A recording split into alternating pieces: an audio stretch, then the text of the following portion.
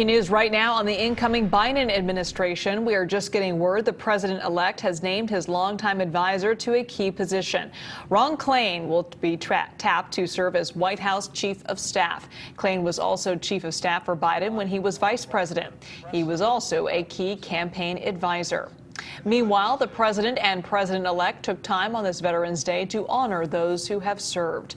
It is the first public appearance we've seen from the president in nearly a week.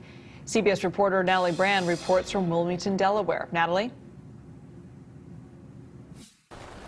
Good evening, Liz. Both the president and president-elect honored our nation's veterans today, but did not speak publicly. President-elect Biden was also expected to meet with his transition advisors as the Trump campaign files yet another lawsuit in a battleground state. On a rainy Veterans Day, the president and first lady visited Arlington National Cemetery to lay a wreath at the tomb of the unknown soldier, alongside the vice president and secretary of Veterans Affairs.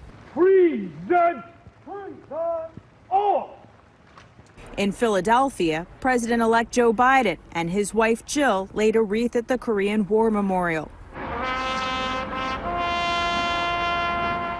Biden's trip to Philadelphia, a city that helped him win Pennsylvania, came as President Trump has continued to lob unsubstantiated claims of voter fraud at that state and several others. So far, the president's legal team has not given up its court challenge over late arriving ballots in the Keystone State. But Biden's margin of victory is on pace to keep Pennsylvania, even if those ballots are tossed out. Meanwhile, the Trump campaign has also filed a new lawsuit in Michigan, with over 230 pages of affidavits claiming voting irregularities. None of these accounts are first person.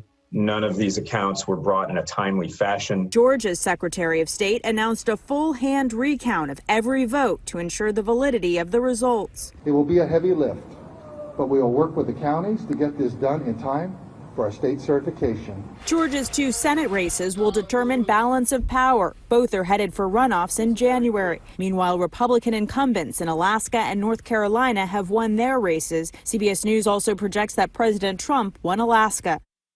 Now, as the transition standoff continues in Washington, D.C., 4 former secretaries of Homeland Security who served in the Bush and Obama administrations weighed in, saying the president's legal claims must not prevent the official transition process from beginning. And they note federal law allows for the transition to happen alongside legal challenges.